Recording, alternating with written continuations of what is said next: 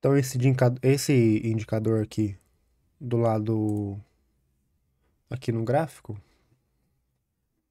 como é que a gente vai usar esse indicador, tá?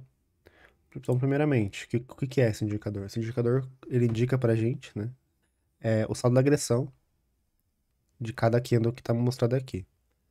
Então, por exemplo, você pode usar ele tanto atemporal quanto temporal, os dois vão funcionar bem. Pra ser sincero, no atemporal ele funciona melhor, tá? Mas tanto faz.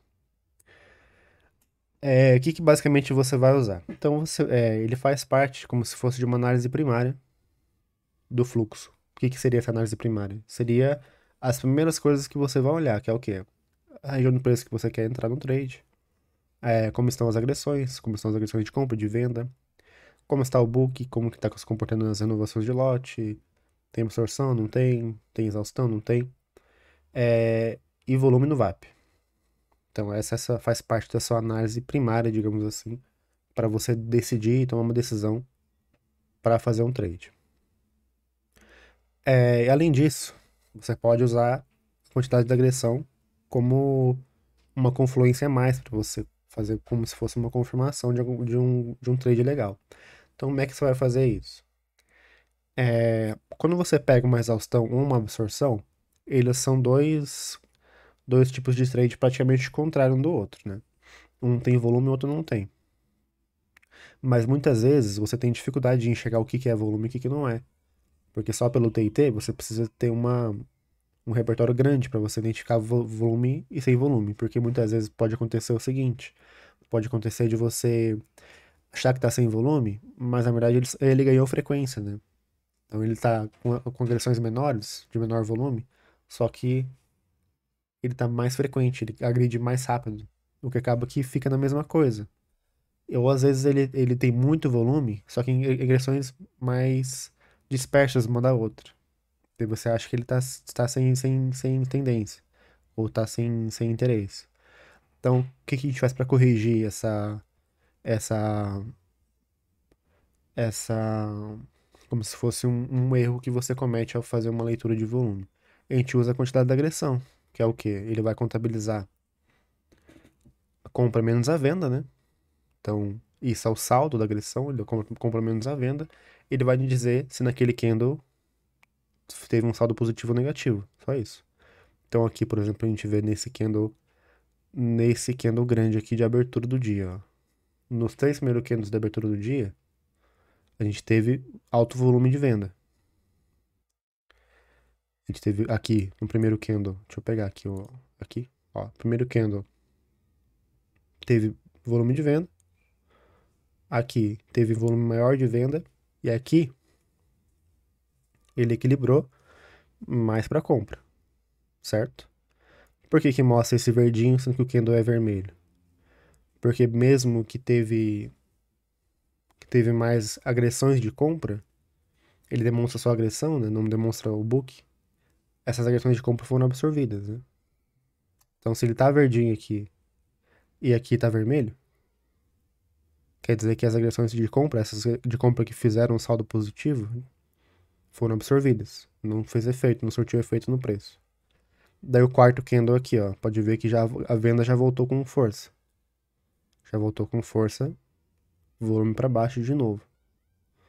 Daí esse candle aqui gigantesco de compra, pode ver que não teve volume tão grande.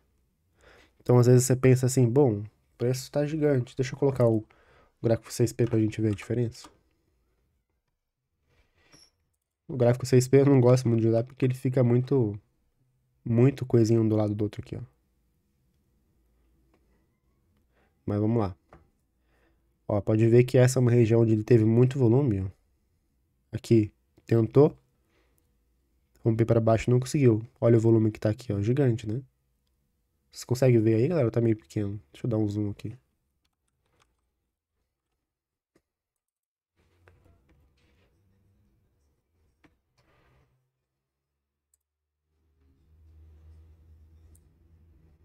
Pera aí.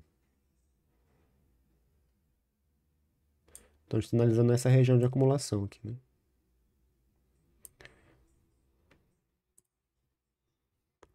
Essa região de acumulação. Percebe como tem muito volume, ó. Aqui teve volume, tentou romper, não conseguiu. Depois ele deu um pequeno giro de contratos. A gente vê que esse volume de compra possivelmente não é mesmo um volume de compra para corrigir o preço ou algo assim. Somente um giro de contratos, porque é pequeno, né? Depois entrou vendido de novo. Entrou na venda de novo. Ele tem tendência de baixa no volume, digamos assim. Tentou ir para baixo de novo, não conseguiu. Entrou volume de compra. Entrou um giro de compra. Daí, a partir daqui, ele não conseguiu mais testar a região abaixo. Daí aqui entrou volume de compra. Esse é volume de compra. Volume grande. Então isso aqui já não é giro mais, porque ele tá acima dessa média aqui de contratos, né? De volume. Então aqui ele realmente corrigiu, ó. Corrigido. Preço corrigido. Pode ver que ele teve basicamente um candle só de alto volume, né? Que foi esse aqui. Por que que tem esse alto volume aqui? Porque ele tem que ter volume para romper essa região aqui. Porque essa é uma região que a venda estava segurando. Então, consequentemente, para a compra conseguir passar o preço para cima, precisaria de muito volume. E foi exatamente o que aconteceu. Depois ele subiu, mas você vê que ele subiu absorvendo as vendas, na verdade, né? O preço estava subindo com agressão de compra, lógico, mas as vendas que aconteciam estavam sendo absorvidas. Então, por isso que fica vermelho aqui. Daí aqui em cima ele perde volume, ó. Perde interesse. É isso que a gente tem a leitura do indicador, né? Perde interesse aqui na região. E aqui ele ganha interesse para baixo de novo, volume de venda de novo, ó. Aqui foi absorvido, né? Absorveram as compras. E aqui ganha interesse de venda de novo. Não consegue romper. E aqui entra volume de compra de novo. Então é basicamente essa leitura. A gente vai ver se teve absorção ou exaustão naquele movimento. É de acordo com a cor da barra. Não só a cor, como também o tamanho dela. Tá? Então aqui a gente entende que a venda não conseguiu passar na maioria das vezes. Por quê? Porque a compra provavelmente montou uma posição nessa região.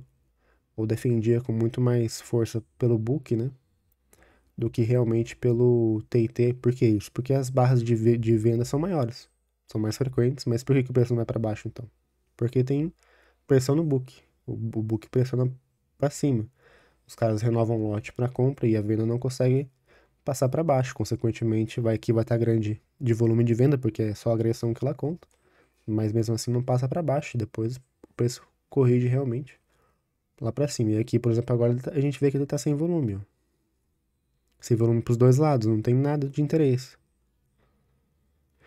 Então, se a gente colocar essa média aqui, por exemplo, menorzinha, aqui ele vai contar 9. O que que significa esse 9? É a quantidade de quê? De candles de volume, tá?